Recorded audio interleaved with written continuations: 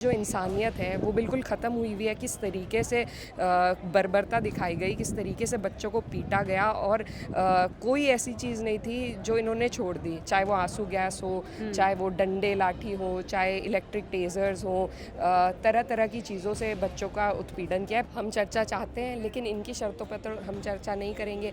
सबसे पहले हमारे देश के युवाओं की और स्टूडेंट्स की जो डिमांड है कि एजुकेशन मिनिस्टर रिज़ाइन करें, उसके बाद हम हर बर्बरता पे, हर अत्याचार पे चर्चा करना चाहते हैं। पूरे देश में युवा जो हैं वो प्रोटेस्ट कर रहे हैं, कहीं धरने प्रदर्शन हो रहे हैं, संसद के अंदर भी काफ़ी प्रदर्शन हो रहे हैं। हमारे साथ खुद एक युवा नेता हैं समाजवादी पार्टी की, इकरा, जो समाजवादी पार्टी से हैं। समाजवादी पार्टी ने भी एक टफ स्टैंड लिया है इसको लेकर। क्या बेसिकली समाजवादी पार्टी का इशू है इस मुद्दे को लेकर, अगर आप थोड़ा सा बता पाएँ? देखिए, समाजवादी पार्टी का कोई इशू नहीं है, ये पॉलिटिकल इशू नहीं है हमारे लिए। पर क्योंकि देश का युवा, देश के स्टूडेंट्स, वो लोग आक्रोशित हैं, वो बदलाव चाहते हैं, वो कुछ ना कुछ जवाब चाहते हैं सरकार से, तो हम उनके संघर्ष में उनके साथ हैं। इससे हमारा कोई पॉलिटिकल बेनिफिट लेने का कोई वो नहीं है, ना उस वजह से हम इसमें जुड़े हैं। जब राहुल गांधी जी ने पीएम आवास पर धरना दिया, तब भी हम लोग पहुँचे थे। सीजेपी में कांग्रेस पार्टिसिपेट नहीं करी, पर हम लोगों ने किया। तो जहाँ भी देखिए, जो भी लोग आवाज़ उठा रहे हैं, ख़ास तौर पर ये मुद्दा एक ऐसा है, शिक्षा एक ऐसी चीज़ है जो समाज में बराबरी की नींव रखती है। तो अगर उस मुद्दे पर देश का युवा, देश के लोग जागरूक हुए हैं, इकट्ठा हुए हैं, तो ये एक अच्छी बात है। रिफॉर्म होने चाहिए।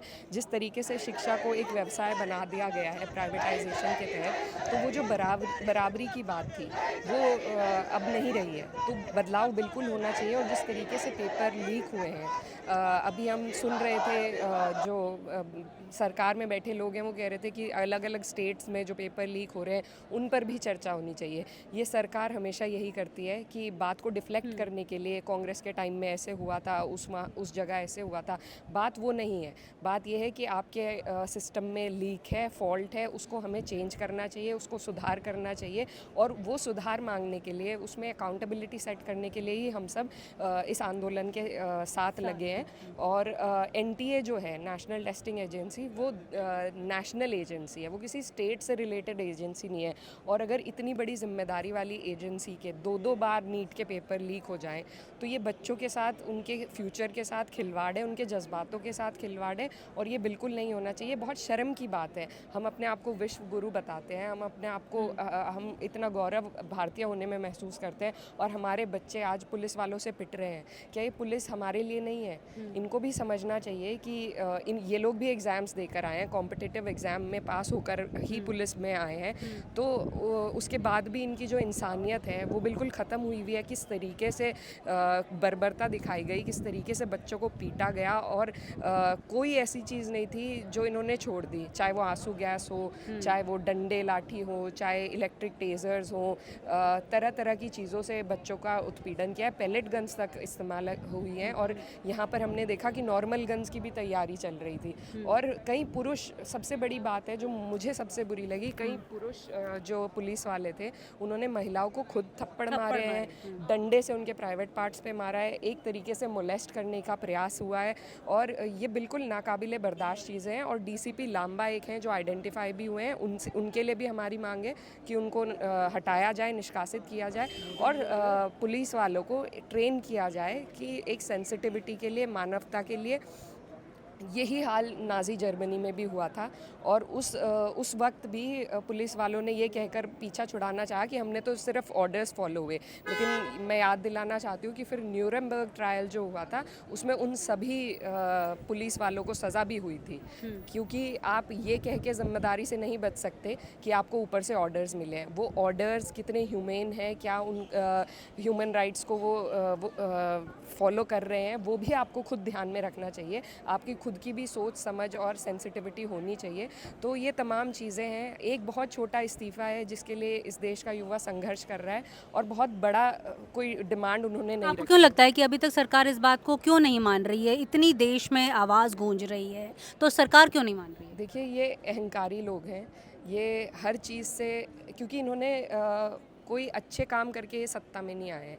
इन्होंने हिंदू मुस्लिम के बीज बोए, इस देश में नफ़रत के बीज बोए हैं और उसके आधार पे ये सत्ता में बैठे हैं। ना इनके पास पहले कोई विज़न था, ना आज कोई विज़न है। ये सिर्फ और सिर्फ दमन और अहंकार के बल पे ये सत्ता में बने हुए हैं और इन्हें मालूम है कि अगर इन्होंने एक इस्तीफ़ा मंजूर कर लिया तो एक डोमिनो इफेक्ट होगा और जितने भी मंत्रालय, इसके बाद पेट्रोलियम वालों की बारी आएगी, उसके बाद किसी और की बारी आएगी, तो ये कारवा चलता रहेगा। एनवायरनमेंट मिनिस्टर, तो तमाम लोग जिस तरीके से कार्य करें, क्योंकि भारतीय जनता पार्टी एक ऐसा समूह है कि ये सिर्फ इलेक्शन जीतने पे इनका ध्यान रहता है।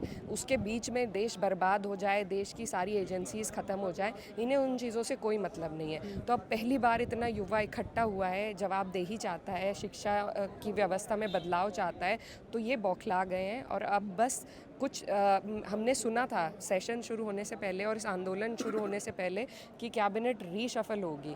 जब रीशफल होनी ही थी तो ये आज भी कर सकते हैं, बहुत बड़ी डिमांड नहीं है। लेकिन अब ये अपने अहंकार के नीचे दब चुके हैं। ये नहीं चाहते कि देश के युवा की बात सुनी जाए, ये नहीं चाहते इस्तीफ़ा देना। ये यहाँ तक भी ये चाहते हैं कि सोनम वांगचुक जी भी मर जाए। वो अस्पताल में 23-24 दिन हो गए हैं, अब भी अनशन पर हैं। कल हम उनसे मिलने के लिए गए, 7-8 पार्टी की डेलीगेशन गई थी, हमें उनसे मिलने नहीं दिया गया। उन्होंने खुद एक मार्मिक अपील करी चिट्ठी में कि मैं सरकार से बात करने के लिए तैयार हूँ, लेकिन सरकार उन तक भी नहीं पहुँच पाई।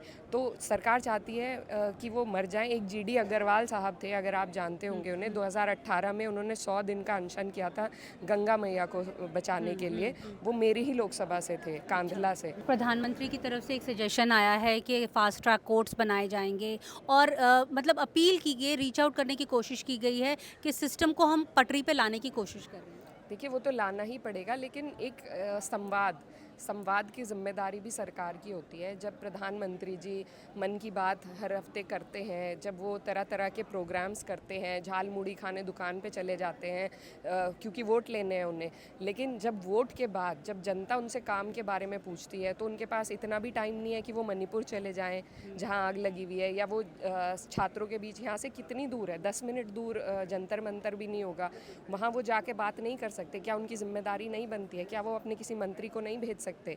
तो ये तमाम चीज़ें हैं। संवाद स्थापित करना भी सरकार की जिम्मेदारी है, लेकिन सरकार बच रही है क्योंकि इनमें खोट है, इनमें कमी है। लेकिन जैसे सरकार की तरफ से इकरा ये बयान आ रहा है कि इनकी आपस में ही थोड़ी टकराव है जहाँ तक विपक्ष का सवाल है, क्योंकि समाजवादी पार्टी का अगर वो एग्जाम्पल देते हैं कि आप लोग जंतर मंतर भी गए, राहुल गांधी के साथ वहाँ पर भी बैठे।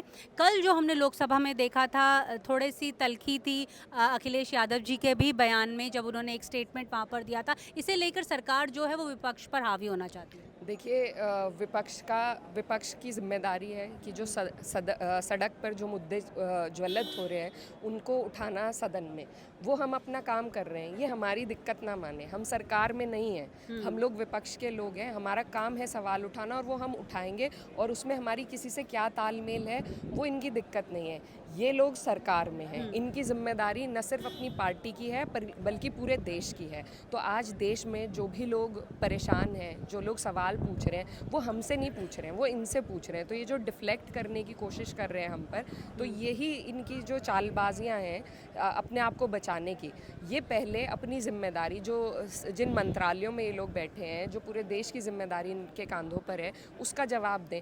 विपक्ष क्या करेगा, किसके साथ जाएगा, नहीं जाएगा, वो हम अपने आप देख लेंगे। और ये विपक्ष का मुद्दा नहीं है, ये युवाओं का मुद्दा है, ये स्टूडेंट्स का मुद्दा है, ये किसी पार्टी का मुद्दा नहीं है। हमारा काम है, क्योंकि सरकार उनकी बात नहीं सुन रही है, तो हम तो उनकी बात उठाएंगे, हम वो कर रहे हैं। और जैसा मैंने स्पष्ट किया कि समाजवादी पार्टी कांग्रेस के साथ भी थी उनके आंदोलन में, समाजवादी पार्टी जंतर मंतर भी हम लोग लगातार जा रहे हैं। हम कल आम आदमी पार्टी के साथ भी गए थे सोनम वांगचुक जी से मिलने, तो हमारा तालमेल सबसे ठीक है। बाकी पार्टियां का जो निर्णय है वो उन्हें बेहतर पता होगा, लेकिन ये मुद्दा विपक्ष का है ही नहीं। ये मुद्दा तो आम जनता का, आम स्टूडेंट्स का है, जिन्हें ये सरकार लगातार इग्नोर कर। लास्ट सवाल कि जब ये मंगल मिलन की बैठक हुई थी, उसमें प्रधानमंत्री ने कहा था कि सरकार, जब ये स्कैम सामने आया था तो सरकार ने करेक्टिव मेजर्स ले लिए थे, स्विफ्ट एक्शन ले लिया था, और कोई भी वर्ग जो है चाहे वो बच्चे हों, हावी नहीं हो सकते सरकार पे कि ये मंत्री कैबिनेट में रहेगा या नहीं। ये उनका तर्क है। देखिए, हमने इससे पहले भी सरकारें देखी हैं और उसमें कई बार लोगों ने इस्तीफ़े दिए हैं, नैतिकता के आधार पर इस्तीफ़े दिए हैं। और मेरा मानना है कि लोकतंत्र उसका नाम है जिसमें आप मांग रख सकते हैं। इन लोगों को सत्ता में बिठाने वाली भी यहाँ की जनता है और सदा रहने वाला नाम किसी का नहीं है। इनको हटाने का काम भी जनता ही करेगी। अगर जनता का कोई मुद्दा है, अगर आपका मंत्री सही से कार्य नहीं कर रहा है, उनके टाइम में जो गलतियाँ हैं वो बढ़ती जा रही हैं लगातार, तो ये मांगना जनता का अधिकार है, इनका हक है। उस पर सरकार क्या निर्णय लेती है, बिल्कुल, लेकिन सरकार को ये याद रखना चाहिए कि 2 साल बीत गए हैं, 3 साल की और सरकार बची है, उसके बाद इन्हीं लोगों के बीच में सरकार को जानना है। ये कोई राजशाही शासन नहीं है कि जिस राजा ने जिसे जहाँ बैठा दिया वो कुछ भी कत्लेआम करे, उसको कोई नहीं हटा सकता। मैं रिमाइंड कराना चाहती हूँ कि ये लोकतंत्र है, संविधान से चलता है और जनता की आवाज़ इसमें सर्वोपरि है। अगर जनता की आवाज़ को नकारेंगे तो कल को जनता इन्हें नकार देगी। वो तो इन्हें अपने राजनीति के हिसाब से भी सोचना चाहिए। सरकार कह रही है चर्चा के लिए विपक्ष जो है वो नहीं होने देगा। हम चर्चा चाहते हैं, लेकिन इनकी शर्तों पर तो हम चर्चा नहीं करेंगे। सबसे पहले हमारे देश के युवाओं की और स्टूडेंट्स की जो डिमांड है कि एजुकेशन मिनिस्टर रिज़ाइन करें, उसके बाद हम हर बर्बरता पे, हर अत्याचार पे चर्चा करना चाहते हैं। शुक्रिया, शुक्रिया इकरा। तो ये थी समाजवादी पार्टी की नेता इकरा चौधरी। उनका कहना था कि सरकार अगर चाहती है कि डिस्कशन हो, सबसे पहले उसे जो एजुकेशन मिनिस्टर हैं यानी जो शिक्षा मंत्री हैं मिस्टर धर्मेंद्र प्रधान, उनका इस्तीफ़ा लेना होगा। नई दिल्ली से नीता शर्मा, जनसत्ता के लिए।